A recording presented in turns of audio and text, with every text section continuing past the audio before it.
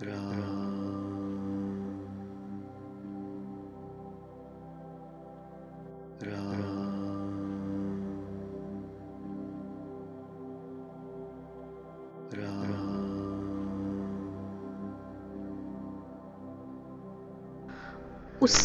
उस सरोवर में स्नान और उसका जलपान तो किया नहीं जाता।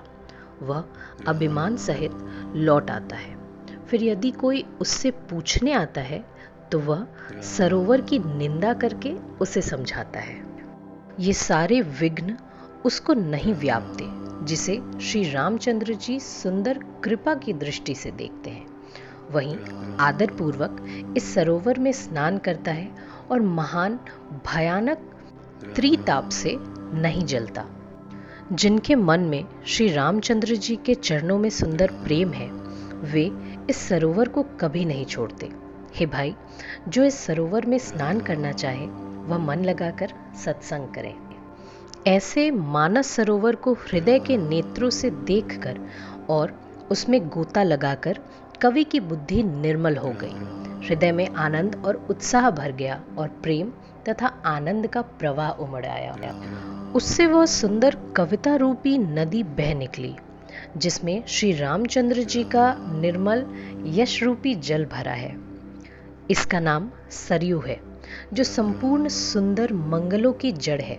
लोकमत और वेदमत इसके दो सुंदर किनारे हैं। यह सुंदर मानस सरोवर की कन्या सरयू नदी बड़ी पवित्र है और कलयुग के पाप रूपी तिनकों और वृक्षों को जड़ से उखाड़ फेंकने वाली है। तीनों प्रकार के श्रोताओं का समाज ही इस नदी के दोनों किनारों पर बसे हुए पूर्वे गांव और नगर है और संतों की सभा ही सब सुंदर मंगलों की जड़ अनुपम अयोध्या जी है। सुंदर कीर्ति रूपी सुहावनी सरयू जी राम भक्त रूपी गंगा जी में जा मिली।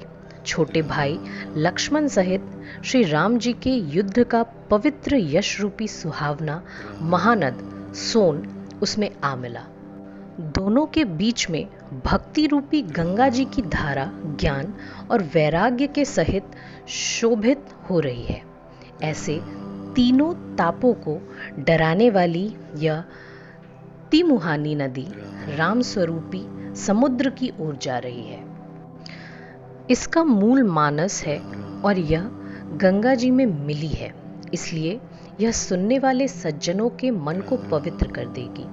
इसके बीच बीच में जो भिन्न भिन्न प्रकार की विचित्र कथाएं हैं, वे ही मानो नदी तट के आसपास के वन और बाग हैं। श्री पार्वती जी और शिव जी के विवाह के बाराती इस नदी में बहुत प्रकार के असंख्य जलचर जीव हैं। श्री रघुनाथ जी के जन्म की आनंद बधाइयाँ ही इस नदी के भंवर और तरंगों की मनोहरता है। चारों भाइयों के जो बाल चरित हैं, वे ही इसमें खिले हुए रंग बिरंगे बहुत से कमल हैं। महाराज श्री दशरथ जी तथा उनकी रानियां और कुटुंबियों के सत्कर्म ही भ्रमर और जल पक्षी हैं। श्री सीता जी के स्वयंवर की जो सुंदर कथा है, वहीं इस नदी में सुहावनी छवि छा रही है। अनेकों सुंदर विचारपूर्ण प्रश्न ही इस नदी की नावें हैं और उनके विवेक युक्त उत्तर ही चतुर केवट है। इस कथा को सुनकर पीछे जो आपस में चर्चा होती है, वहीं इस नदी के सहारे सहारे चलने वाले यात्रियों का समाज शोभा पा रहा है। परशुराम जी का क्रोध इस नदी की भयानक धारा है और श्री रामचंद्र जी के श्रेष्ठ वचन ही सुंदर बंधे हुए घाट हैं। भाइयों सहित श्री रामचंद्र जी के विवाह का उत्साह ही इस कथा नदी की कल्याणकारिणी बाढ़ है, जो सभी को सुख देने वाली है।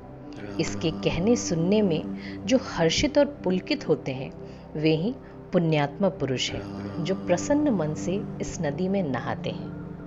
श्री रामचंद्र जी के राज तिलक के लिए जो मंगल साज सजाया गया, वही मानो पर्वत के समय इस नदी पर यात्रियों के समूह इकट्ठे हुए हैं। कैकई की कुबुद्धि ही इस नदी में काई है, जिसके फलस्वरूप बड़ी भारी विपत्तियां पड़ी। संपूर्ण अनगिनत उत्पातों को शांत करने वाला भरत जी का चरित्र नदी तट पर किया जाने वाला जप यज्ञ है। कलयुग के पापों और दुष्टों के अवगुणों के जो वर्णन है वे ही इस नदी के जल का कीचड़ और बगुले कौए हैं। यह कीर्ति रूपिणी नदी 6 ऋतुओं में सुंदर है। सभी समय यह परम सुहावनी और अत्यंत पवित्र है। इसमें शिव पार्वती का विवाह हेमंत ऋतु है। श्री रामचंद्र जी के जन्म का उत्सव सुखदायी शिष्य ऋतु है। श्री रामचंद्र जी के विवाह समाज का वर्णन ही आनंद मंगलमय ऋतुराज वसंत है।